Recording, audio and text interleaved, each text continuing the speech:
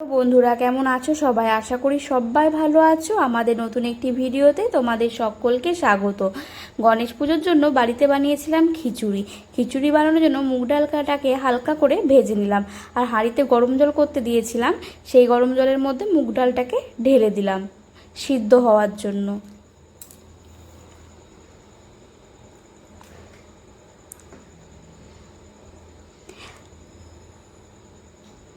আমি মুগ ডাল নিয়েছিলাম এই সবুজ কাপের 1 কাপ, আর চাল নিয়ে নিয়েছি সবুজ কাপের 1.5 কাপ মতো, গোবিন্দভোগ আতপ চাল। ডালটা সিদ্ধ হতে হতে ডালের মধ্যে দিয়ে দিয়েছিলাম একটু হলুদ।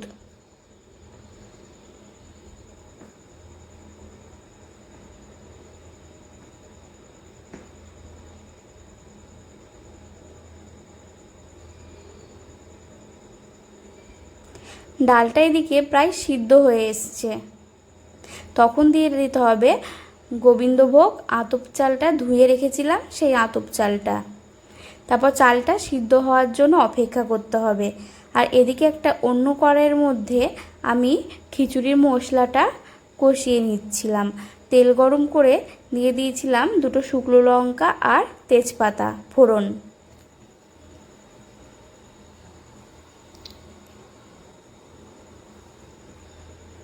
ফোড়নটা হালকা ভাজা হয়ে আসলে আদা, কাঁচা লঙ্কা, জিরার একটা পেস্ট করে রেখেছিলাম, সেই পেস্টটা দিয়ে দিয়েছিলাম। আর দিয়েছিলাম টমেটো কুচি।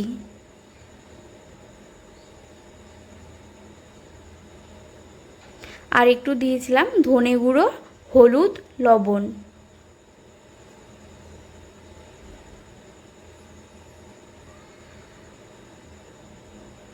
মশলাটা ভালো করে কষিয়ে নিতে হবে। আর একটু ঝালের জন্য দিয়ে দিতে হবে চেরা কাঁচা লঙ্কা।